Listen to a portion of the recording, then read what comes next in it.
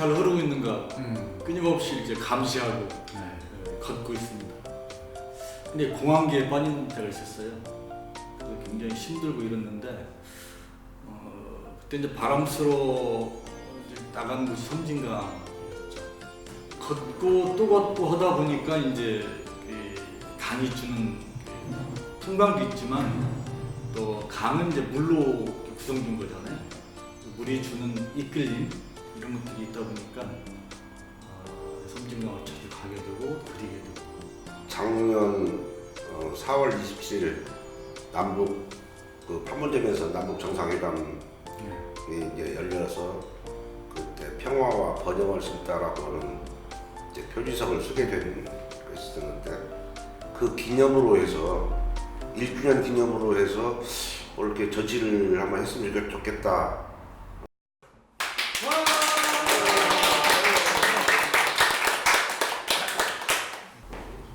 제가 좀 궁금한 거 여쭤보고 싶은 게 있는데요. 네. 명문 평화와 번영을 심다를 쓰실 때 네. 한자를 쓰시고 잠깐 쉬었다가 쓰시는지 아니면 한 번에 쫙 쓰시는지 이거 네. 어떻게 써야 될지 참 궁금하더라고요. 네. 평상시는 몇 번을 연습하고 이렇게 그 중에서 선택하고 그러는데 이번에는 나도 모르게 그냥 한 번에 그냥 쫙 써버렸어요. 아마 그 국민들이 바람의 그 평화와 번영이 그대로 그 효봉의 가슴이 왔기 때문에 그냥 주저없이 그냥 한 번에 썼을 것 같아요. 마음 왔는데 우리 또 선생님께서 쓰셨다고 해서 너무 자랑스러워가지고 저도 다 아는 사실인데 다 자랑하고 다녔습니다. 근데 21일 날 받고 23일 날 이제 보내줬거든요. 근데 이것이 나한테만 부탁한 것인지. 그런데 이제 그 오픈하는 날 회담 끝나고 이제 오후에 했는데 흰천으로 이렇게 딱 해가지고 양쪽에서 두 분이서 딱 그 했을 때 뚝 떨어지니까 나도 이제 생방송을 봤는데 내 글씨가 맞을까 그냥 가슴이 두근두근 하는데 내가 딱 보니까 오 진짜 내 글씨네. 저 나오는데 저 효봉 글씨인데? 이야 그래서 그러더라고요. 그래서 이제 그걸 또 생방송을 보고 있는 사람들이 나를 아는 대부분 지인들이 어떤 사람 저거 효봉 글씨 같은데? 그런 사람이 있고 또 어떤 분은 자세히 보니까 아닌 것 같은데? 그래서 서로 싸우는 거예요. 그래가지고 막걸리 내기를 했대요. 그래가지고 맞냐 틀리냐 해가지고 애매한데 그러니까 이제 제가 지금 한국화를 하고 있으니까 수묵화 하고 있으니까 수묵화를 언제부터 했느냐고 하시는 게 맞을 것 같습니다. 고등학교 때 했었습니다. 제가 중학교 1학년 때 미술부를 이제 지원했더니 워낙에 많은 학생들이 지원을 한 거예요. 미술실에 갔더니 이래가지고 미술실이 꽉 차 있어. 이제 오디션을 보는 거예요. 이제 선별을 해야 되니까 그때 석고를 다리 발 석고를 이제 그리라고 그러는데 당연히 됐죠. 선발이 됐는데 집에 가서 이제 미술부 하겠다 그랬더니 지금 학교 보내기도 힘든데 무슨 미술부 하려면 또 학원 사야 되잖아.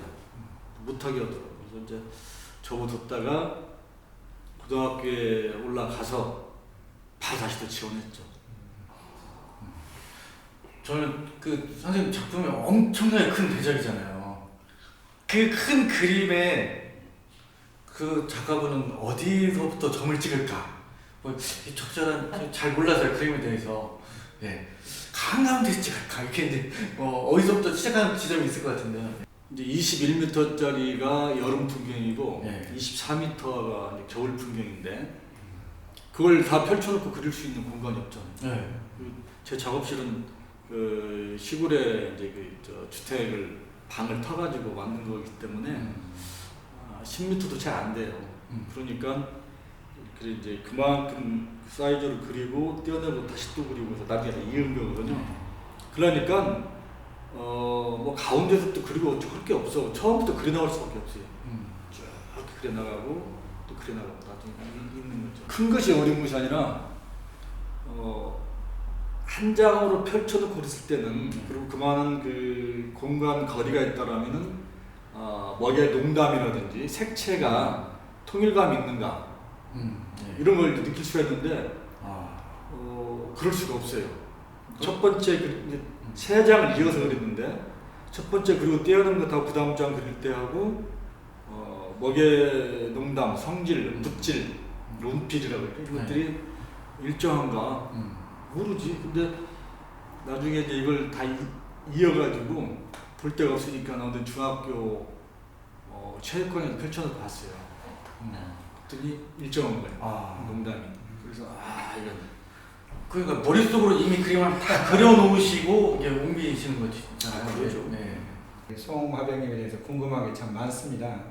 사실 이렇게 아까 그림을 좀 고등학교 때 시작했다는데 대개 이제 그림은 서양 이제 미술을 좀 선택하기도 하는데 우리 또 한국 미술을 선택했고 또 젊은 시절 보면은 그 현실 참여 작가로 또 전라북도의 그 민족 미술에 어떻게 보면 처음을 좀 시작하셨고 또 그 다음에 또 이제 섬진강을 배경해서 우리 고향을 이렇게 담아내는 서정적인 이렇게 화가로 변신을 이렇게 쭉 해오셨거든요. 그래서 그런 일련의 과정들이 작품에 나타나지만 인생의 어떤 길에도 좀 이렇게 관여되지 않는가 하는 궁금함이 있습니다.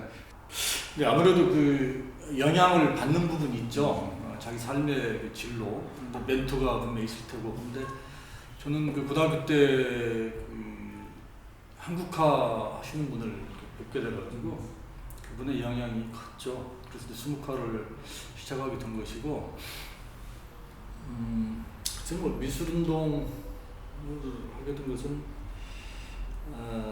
당시 시대 상황이 저희 붓을 놓게 만들었죠.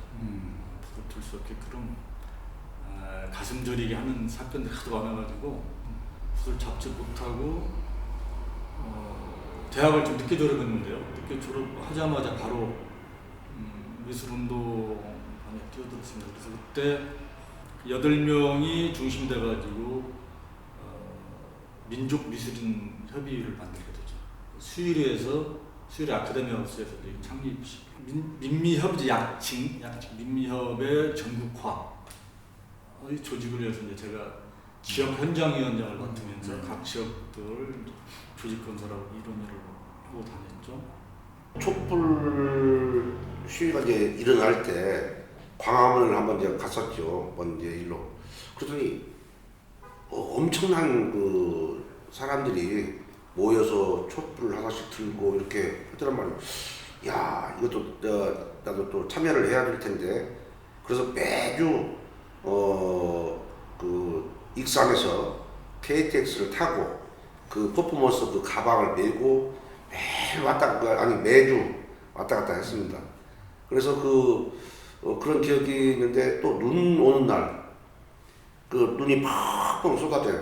그런데 신발 벗고 해야 되니까 그냥 발이 완전히 얼어붙어 가지고 그런 그 일도 있었고 한 번도 빠짐없이 끝날 때까지 설날 아침에도 나는 올라가 가지고 나 혼자 하고 내려왔던 그런 기억이 있어요. 근데 아주 참 요즘에 보면은 어떤 그 나의 표현을 하나의 이 현장에서 그런 예술도 현장 표현 예술.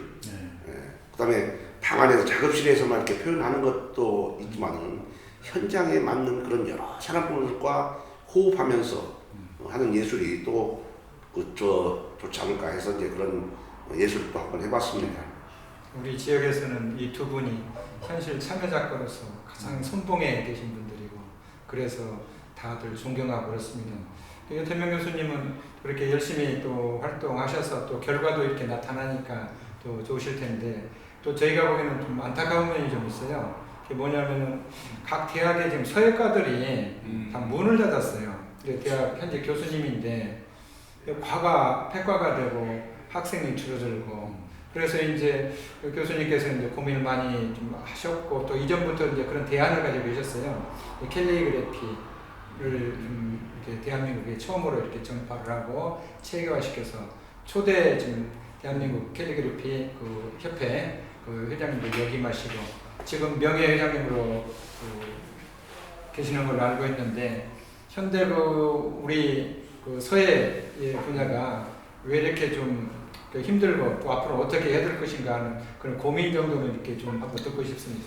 제일 가장 먼저 없어진 과가 국악이에요. 국악은 한 15년 전부터 국악과가 다 천안 이하. 그러다가 이제 서서히 미술로 왔죠. 학교에서 뭐 평가는 시험률로 딱 해버리니까 사대보험 들어갔는데, 그러면 작가를 하려고 온 사람들이, 국악을 하려고 온 사람이, 음악을 하려고 온 사람이, 무용을 하려고 온 사람이 뭐 취업을 하려고 했던 거 아니잖아요. 그래서 미술과 없어지고 또 무용과도 한국무용, 또 음악계, 이런 그 미술과는 서양화, 동양화, 조소, 조각, 말하면 도예 이런 데가 다 폐과가 됐죠. 그것이 폐과가 된 적이 한 벌써 10여 년 전에. 그런데 서예과는 벌써 5년 전에 폐과가 돼서 현재 남아있는 학생이 딱 단 한 명이에요. 이제 그 학생만 이번에 졸업시키면은 이제 서예과는 이제 없고, 현재까지 이제 서예과가 이제 영명이 되어 있는데, 그때 단지 대학원은 살아있어요.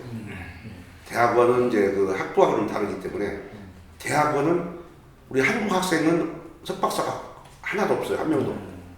그런데 중국에서 역으로 중국에서 석박사를 하러 와요. 그래서 캘리그라피 학과로 이제 좀 이렇게 여러 차례 그 거인도 하고, 서예과가 폐과되기 전에 또 이제 그 여러 교수들과 상의를 했는데, 그것이 의견 통합이 안 돼가지고 캘리그라피 학과를 못 만들고, 서예과가 폐과된 이후에 캘리그라피를 학과를 만들려고 하니까 더 어려운 거예요. 있었을 때는 그 학과 명칭을 이렇게 바뀌면서 이제 그 캘리그라피 그 과목을 많이 넣으면 되는데, 폐과된 이후에 캘리그라피 학과로 신설을 하려고 하니까 더 어려운 거예요. 공황 상태에 답답함을 달랜다 할까, 뭐 이런 측면에서 이제 감투길을 걷다가 그러니까 이제 마음이 편안해지잖아요. 그래서 그 편안하고 그랬다는 얘기는 사람들 세계에서, 그러니까 즉 인간 중심 세계에서 가져왔던 여러 고통과 이런 번뇌, 번잡스러움, 힘듦 이런 것들이 그 강파람 속에서는 치유가 되고 없어져 버리거든. 새로운 것들을 발견되는 거야. 그러니까 사람이 아닌 자연 저 속에서 또 다른 어떤 세계가 있더라고. 그러니까 이제 자연에 대한 새로운 발견과 가치, 매력을 느끼게 되는 것이죠. 내가 사람만 존중할 게 아니라 사람과 함께 살고 있는, 내가 누군가한테 의존하고 살고 있는 자연을 그려야겠다는 생각이 벌써 들어서 그리기 시작했는데, 처음에는 이제 그냥 편안한 풍광만 그리다가 어느 날 물을 바라보게 된 거예요.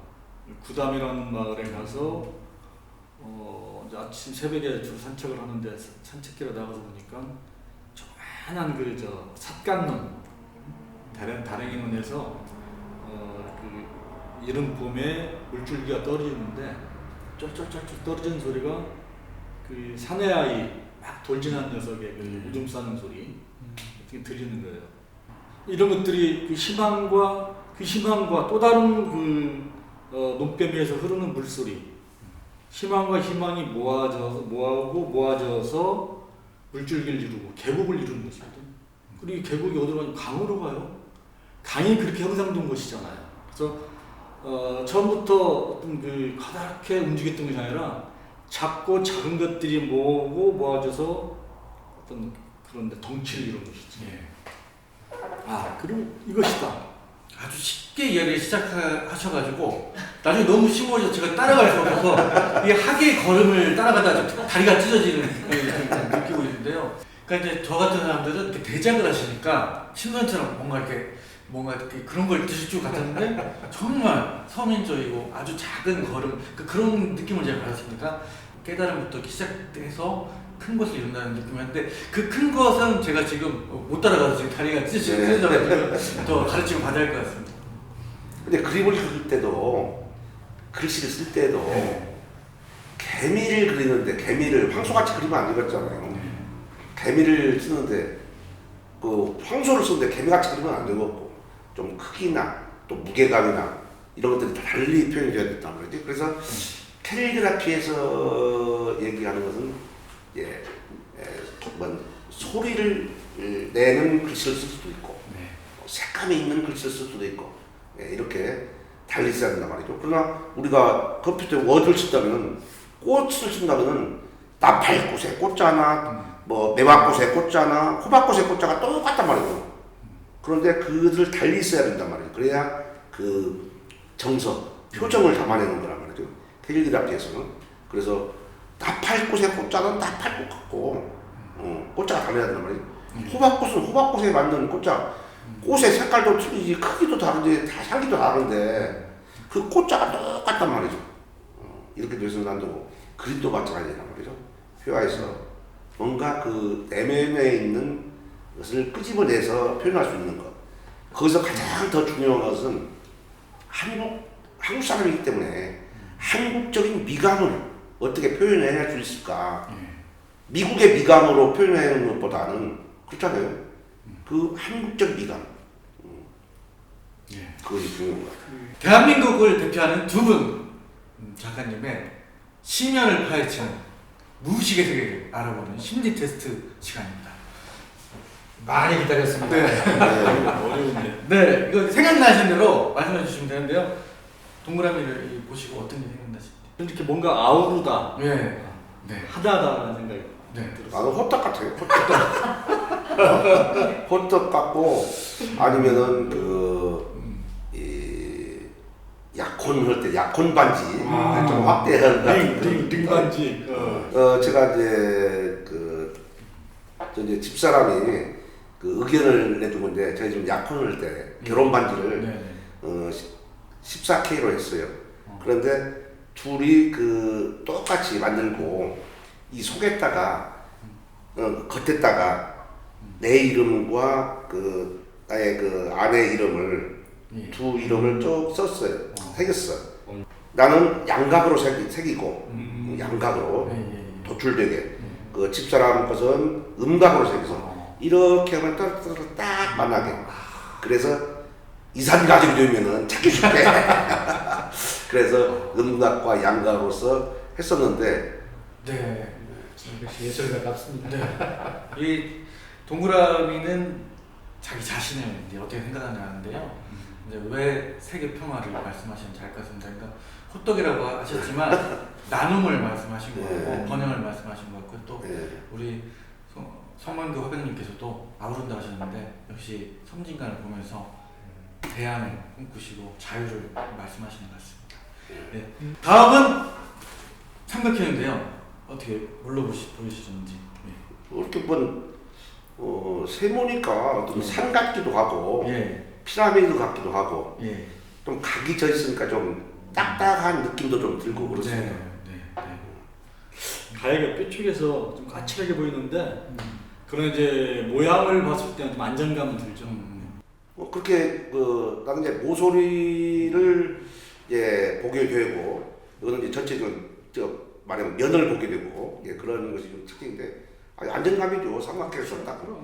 근데 이렇게 보면 굉장히 이렇게 옆으로 틀어보세요. 그럼 굉장히 불안하잖아요. 이렇게 보면 아까 이제 그렇게 보여줬으니까 안정감 있다. 넘어지지 않는 거. 그런데 이제 이렇게 보니까 산 같기도 하고 피라미드 뭐 이런 것들을 연상하게 되죠. 두 분 공동적으로 좀 말씀하시는 게 뼈쪽 예리함을 이렇게 역시 예술가의 어떤 감각을 표현력을 갖췄거든요. 표현. 그러니까 역시 그 구도를 보시는 것 같고요. 이거는 이제 남이 자신을 어떻게 보느냐인데요. 그러니까 예술의 세계를 그 경지에 오르기 위해서 다른 분들은 굉장히 절제하시고 또 어떨 때 예리하게 관찰하시고 막 그런 모습을 보고 나서 산으로 보였고 또 안정감 느꼈지 않았을까 그렇게 해석이 됩니다. 저는 그 말씀은 되게 쉽게 제가 들리는데 이해하기는 좀 어려운 네. 다음입니다. 이것은 그 계단 같기도 하고요. 또 누가 봐도 계단 같죠. 네, 통로에 같기도 하고. 통통통통 올라가고 있는. 예, 그 우리가 상승 욕구가 있잖아요. 예, 예. 상승 욕구가 있을지언정 어떻게 한 걸음에 올라갈 수 있겠냐. 음. 차근차근 한 계단씩 올라가야지. 그 네. 상승 욕구를 좀 얘기하는 거죠. 네. 그렇게 보여주니까 이제 그런 계단으로 보이지만 이걸 약간 옆으로 틀면은 예. 이렇게 틀면은 그 멀리 있는 산 예, 예. 그렇게도 보인단 말이죠. 그러니까 그 산을 음. 올라가면 하늘과 가깝잖아요. 우리들이 이제 상상할 때. 예, 예. 그게 상승하는 그런 느낌을 든단 말이에요. 느낀단 말이에요. 이제 이것은 상승과. 이제 인생관을 말씀 네. 이렇게 하는데요.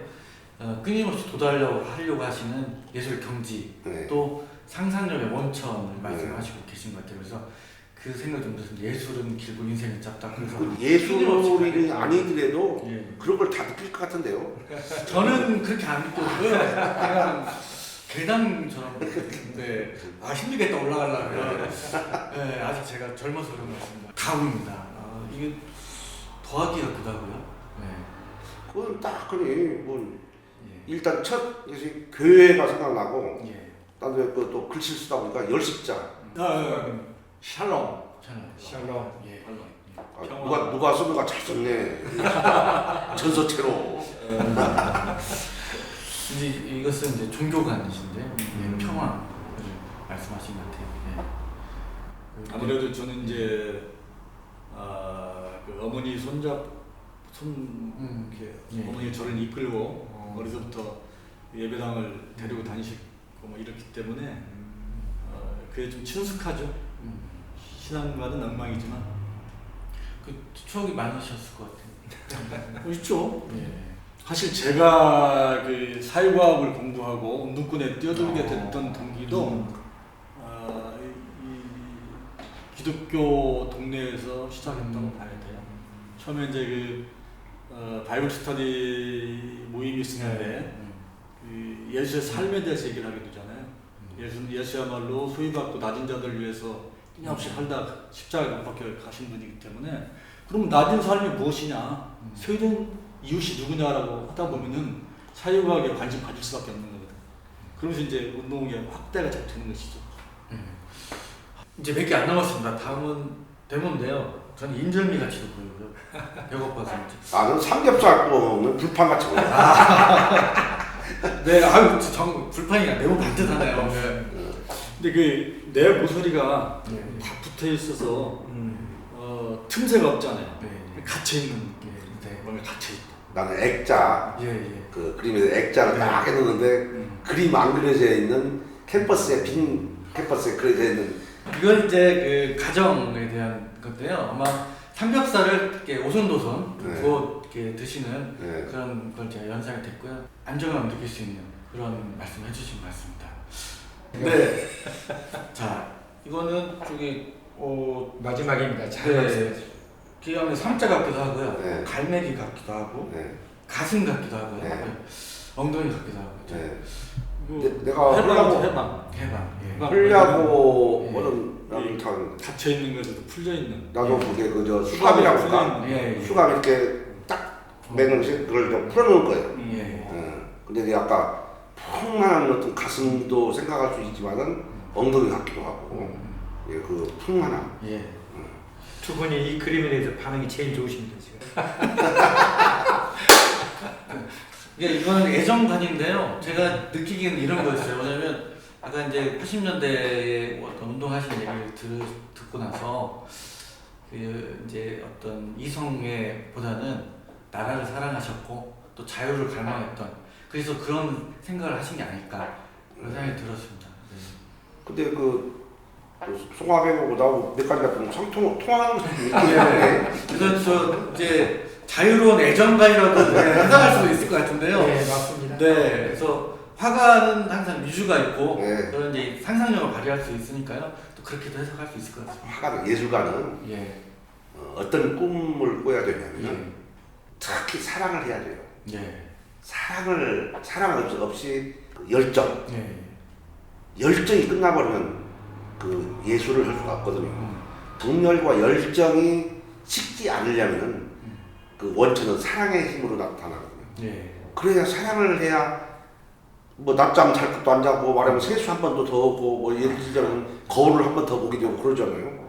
그렇듯이 그렇게 가꾸면서 사랑에 대한 그것도 꼭 우리가 사랑이라고 보면 꼭 어떤 이성 간의 사랑만 생각하는데 상상하는데 예. 뭐 여러 가지 친구 간의 사랑도 있겠지만 이성 간의 사랑도 있고 부부 간의 사랑도 있고 여러 가지 부자 간의 사랑도 있겠고 이런 그 사랑을 꿈꾸면서 살아야 열정이 식지 않는다. 그래야 예술을 더 깊게 길게 할 수 있다. 이렇게 생각돼요. 중간부터 저는 또 어려워졌습니다. 저는 그냥 이성에 어떤 사랑하는 분이 계시나요? 했더니 그런 사랑에 경지에 제가 많이 배웠습니다. 앞으로 이제 꿈은 정말 이제 우리 한국적인 미감을 가지고 있는 것을 어떻게 내가 표현할 건가. 서예면 서예, 아니면 그림이면 그림, 거기에 어떻게 그것을 반영해서 표현할 건가. 거기에 대한 고민인데 아직도 확실하게 찾지를 못했어요. 찾으면 뭐 예술 끝난 것이니까. 찾고 또 이 정도 찾으면 또 다음 또 못 찾은 것이 있으니까 또 가야 되고 또 무지개가 여기 있으면 딱 잡는 것 같은데 가서 보면 또 저쪽으로 또 그 산에 걸쳐 있고 또 그런 것 같이 예술이 항상 그래야 자기 예술에서 자기만이 갖고 있는 것을 계속 끊임없이 해낼 수 있는 것이지 멈추면은 그 예술가가 아니거든요. 그러기 위해서 내 나름대로는 부단히 노력하고 있지만은 아직은 그래도 부족하죠. 강이 섬진강만 있는 게 아니고 뭐 여기저기 강들 많이 있죠. 그래서 다른 강도 한번 기웃거려 보고 싶고 붓을 담궈보기도 싶고 그렇습니다. 그리고 이 강과 자연을 통해서 채 발견치 못한 그 인간미들을 더 채워나갈 수 있는 그런 작품이 됐으면 하는 바람이죠. 아무튼 두 분 많은 기대를 하겠습니다. 예, 맞습니다. 아이고.